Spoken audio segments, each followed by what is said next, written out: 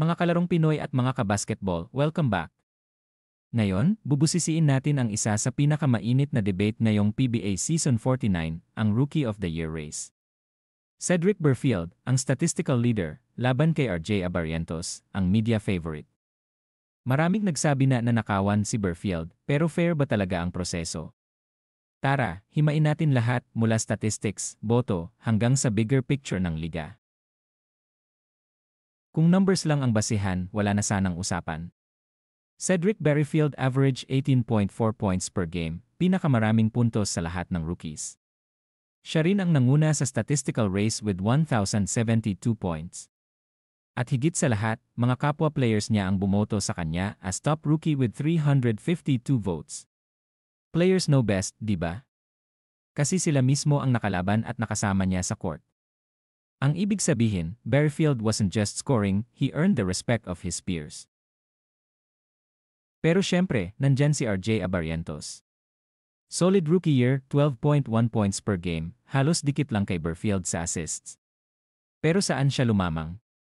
Media votes. RJ bagged a massive 855 votes from the press. Playing for Ginebra also gave him exposure, every game televised, every move scrutinized. Kaya kahit hindi siya statistical leader, RJ won the hearts of the media. At sa sistema ng PBA, that's enough to swing the award in his favor. Ito na ang nakakagulat.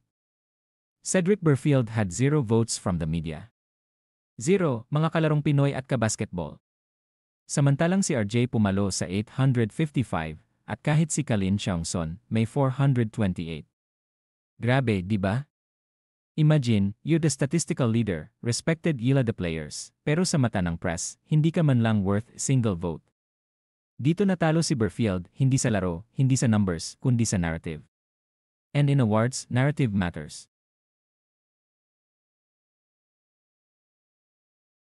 At dito nag-ugat ang debate. Fair ba na mas mabigat ang boto ng media kaysa sa stats at players? Tandaan, stats are objective, player votes come from experience, pero media votes, subjective yan. May mga fans na nagsabi, bakit hindi bigyan ng equal weight ang say ng players at press? Sa NBA, media lang ang bumoboto.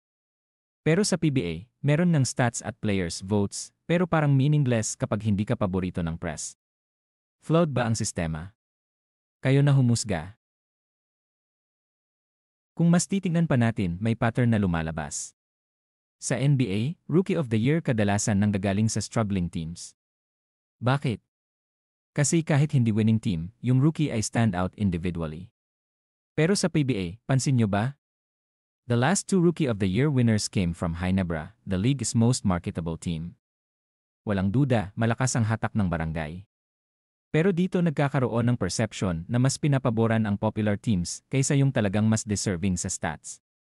And that's a dangerous look for the league.